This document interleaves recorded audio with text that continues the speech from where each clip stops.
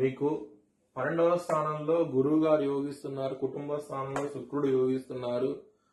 అలాగే రవి 3వ స్థానంలో యోగిస్తున్నారు. బుధుడు 4వ స్థానంలో యోగిస్తున్నారు. మొత్తం 4 గ్రహాలు కర్కట రాశి వారికి యోగిస్తున్నాయి.